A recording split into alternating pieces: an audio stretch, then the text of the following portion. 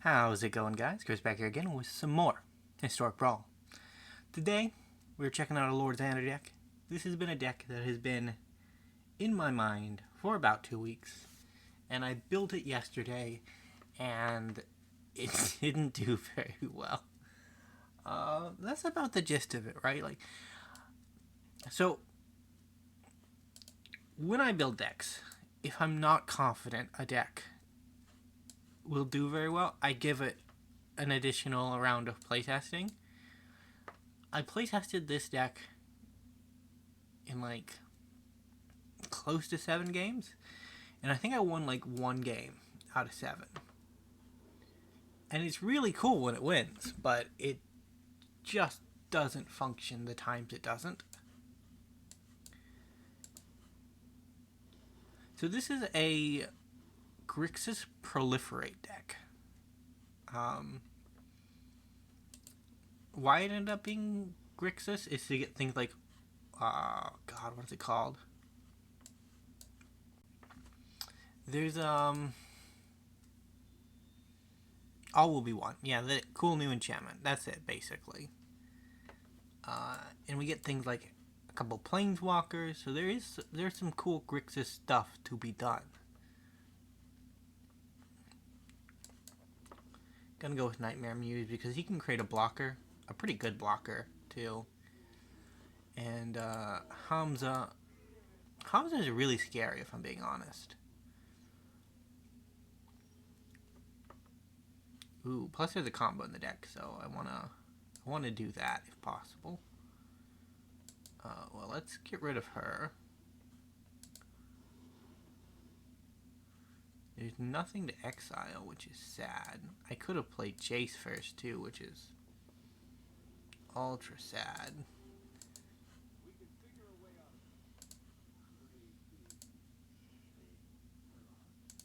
Two blockers to keep him safe. And we'll exile some stuff and hopefully get something good. So how does he ultimate? You may cast 3 spells, so we ideally want to attack next turn.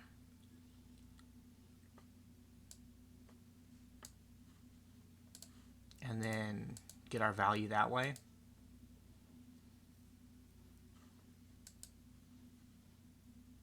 Okay, those are some 3 good cards. I'll take a Bronze Dragon, that, and that.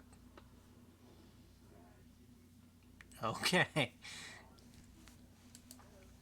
Sometimes Planeswalker Proliferate is just enough, right? I guess that's the lesson here. It's a shame I couldn't have learned that lesson yesterday, but I'm happy that it's actually performing well for the video because I literally have been talking about this deck for a week and a half. And the issue was that I didn't have a rare wild card for Inexorable Tide, which is basically a godsend for the deck. This is bad. This is better. So I have another deck built that I'm going to be working on later today, and that deck, very little playtesting needed. In my rampant search for wildcards, I got an extra mythic wildcard, and I decided to spend it on one of the mythics that we saw in Phyrexian All Will Be One that I never built around. It's really popular as a commander, so you can look forward to that tomorrow. But for right now, our plan is simple, right? We Ritual of Soot, we Kaito, we Obnixilis, Narset. I don't have any Narset wheels in this one, because we're focused on our game plan.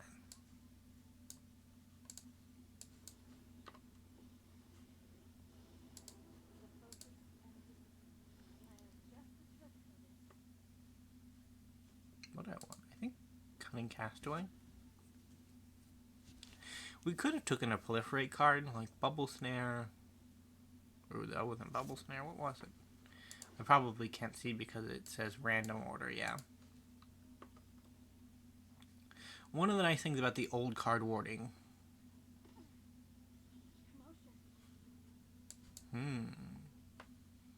Ritual, ritual, ritual.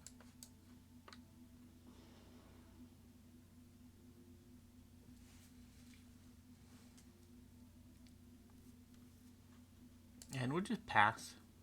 We can always proliferate in our set back up to a place where she can tick down, but... Plus this is kind of like a proliferate, but only for red planeswalkers. Chandra, Acolyte of Flame is a cool card. It's a shame that her ability generally came down to create 2/1/1s. And the -2 got used somewhat in Standard, but like...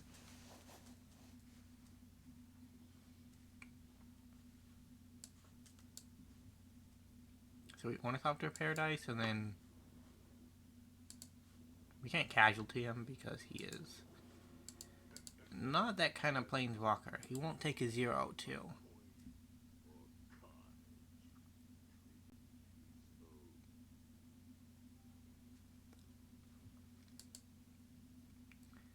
So discard or lose 2 life. They chose to discard. Yeah, we are looking Super Frenzy here. And we are not Super Frenzy. Well, we are Super Frenzy. We want to pull off the extra turn combo with Jace. Is this the deck for that? Or did I just mind melt myself into thinking it was?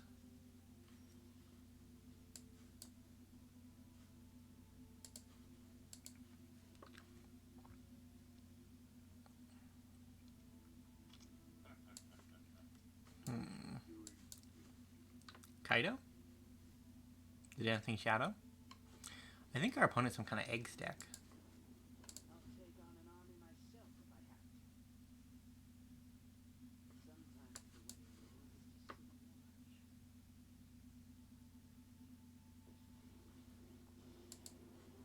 If they have a Planeswalker Wrath, I am sad.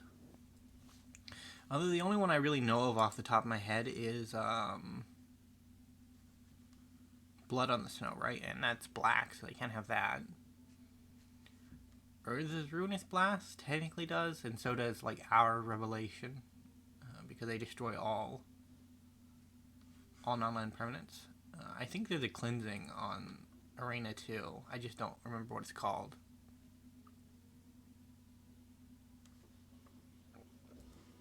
Next turn we'll get down Chandra and start double ticking.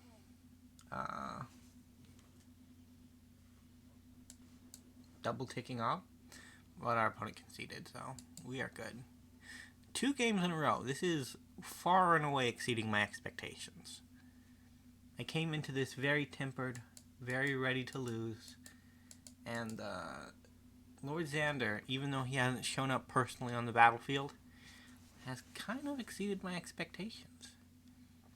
I also have a sinking suspicion that I built this deck to perform... I don't know if the Jace combo was an additional thought in building the deck, or if I truly just wanted to stay... We'll keep. Wanted to stay in Grixis. Because in order to do the Jace combo, you need green. And this deck does not have green, so therefore it's probably not. But then why would we play Jace? Like, he's not that great, except, like, if you proliferate him a bunch, you get a lot more planeswalkers, and that makes using the Ichormoon Gauntlet easier. Like, even if you don't have the explosive one-turn combo win with him, right?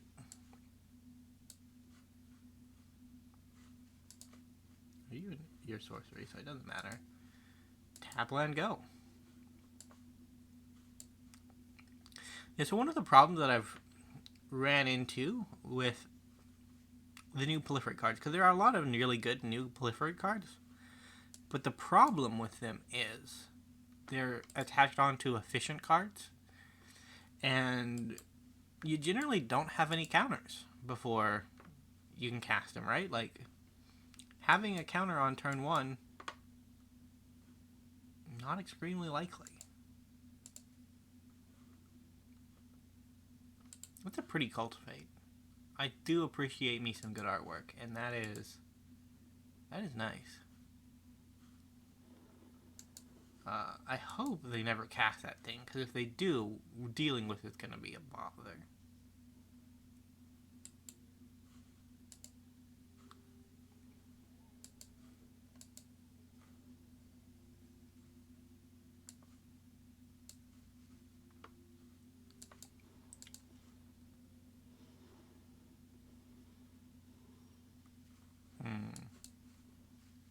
I think I'm going to play Kaito, actually.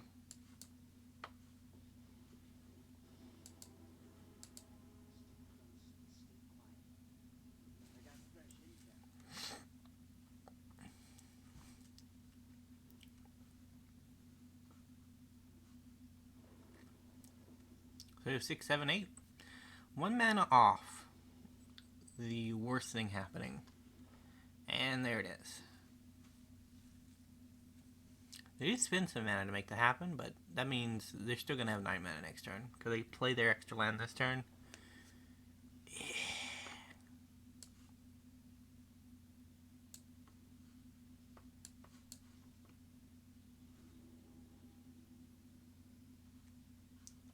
That'll work.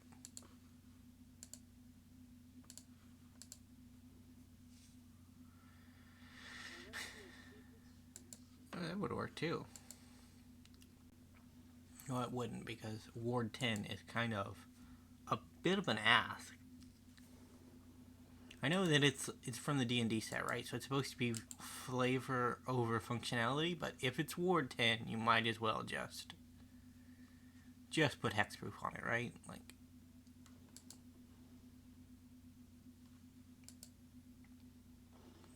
so either I take 10 life or Kaito dies, and I think Kaito dies? No, I take 10. Okay, that's fine.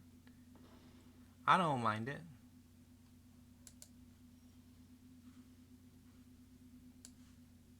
I don't have enough to do both. Okay. Well,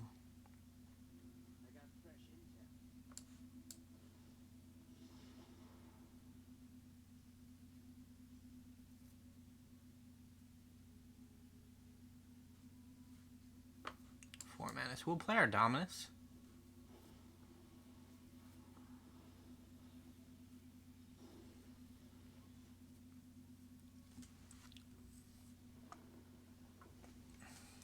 Back up to 9 mana. Back up to 10 mana.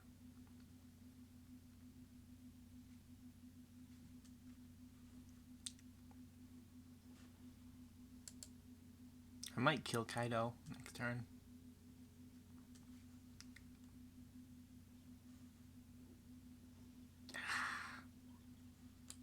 They saw the line.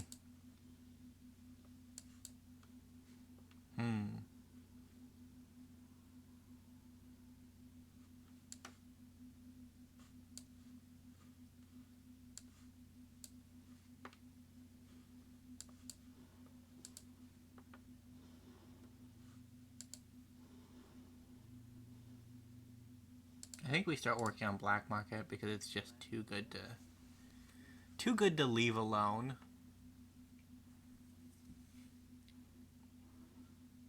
So Kogla dies. And we take probably 10. If I'm being honest.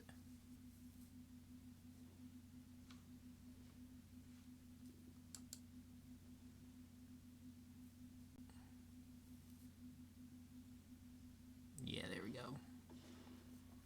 I think we Jin Cataxius bounce.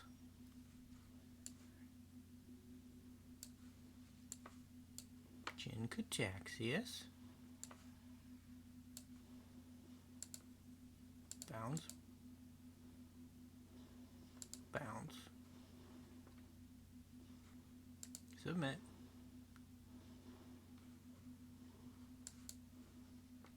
Make Jin an artifact. So this limits their plays next turn.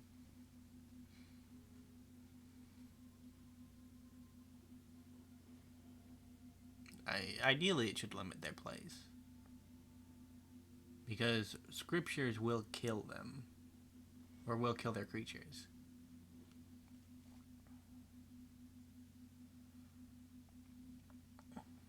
We're running into the problem that we have a bunch of mana but nothing to do with it. And that is a very Grixis problem, right? Like, if you're not draw, go, control, you're gonna have a bad time. Well, I can't afford to take 12. I only have 7 life.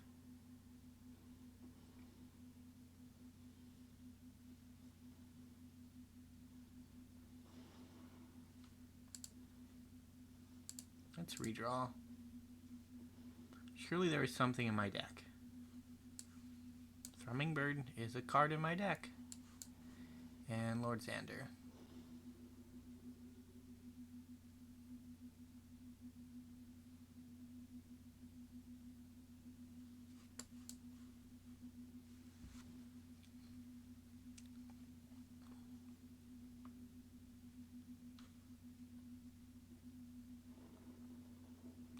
What a weird set of abilities that card has.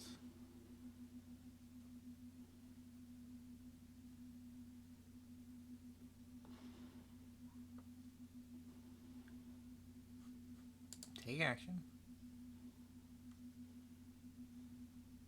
Right now, sack half of them. So I guess 1. And then we jump with the Thummingbird. And now we are... Teferi is not going to do it. Actually...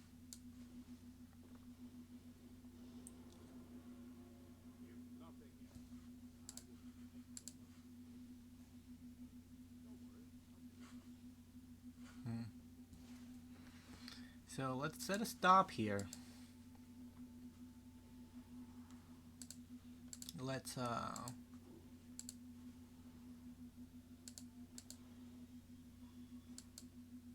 oh, did I not have 10 mana? Darn. I was off by 1. No. If I had done it during my turn, I would have had the 10 mana, but I also would have it also would have faded in during their upkeep, and we would have lost anyways. Punts aside, I think we did okay. In fact, I think we're going to do one more. One more. Hey, finishing quest. 2 in a row. I'm going to try to get back into drafting. It's not one of my favorite formats, but I do think that it is slightly better for the if you want to build a collection still. So we are hard relying on Brotherhood's End.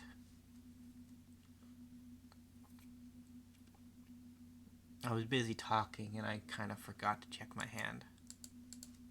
But to say, in my spare time, I've recently started a Vault Hunters world in Minecraft, and that stuff's really good. Like, that is a very, very fun mod, and I am itching for the chance to get back to that. To be fair, this has been impressively enjoyable as well, because it's going a lot better than I expected. We're up against Atraxa, the Grand Unifier. She is a scary commander. Like, if you build her right, she is... yeah. She is a force to be reckoned with.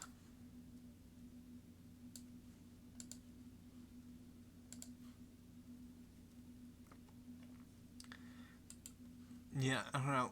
The problem with her, of dealing with her, right, is that they cast her, they draw between 4 and 6 cards, and then you're pretty much screwed, right? Because even if you answer Traxo, which is a big if, honestly, you don't really know for certain if you can deal with whatever she drew them, right?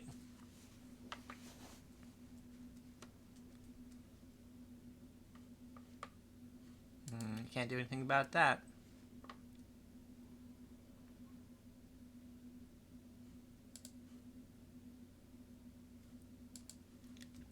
Is this Wall of Blossoms .deck? I'd be okay with some Blink.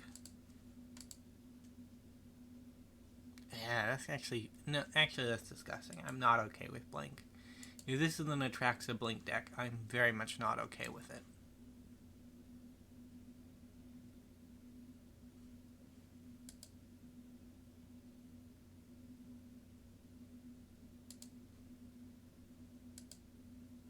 Yeah, I think I'm gonna Brotherhood Zen next turn. A 1-for-1 with your Wrath? Not ideal, but having a Llanowar Visionary that draws a card every turn is also not ideal. And we have looked very silly to our opponent. Well, actually, this just solved the issue.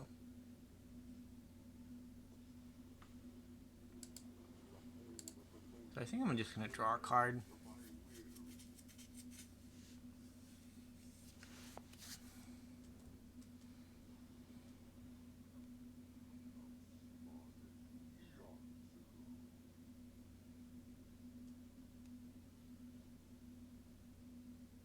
Now, they can't kill him with attacking at the moment. So that's the only thing that guarantees us an additional bolus activation. Like, if they swing into him, he goes down to 3. That's pretty bad, but we can actually... Okay, opponent. They are just not down for the bolus. We did nothing that game but play a single nickel bolus. I guess we played a Thrumming-Bird too, right? But that doesn't count. So that was Lord Xander. Thank you guys so much for watching. If you did enjoy, remember to leave a like, subscribe to the channel, and I will see you next time. Bye for now.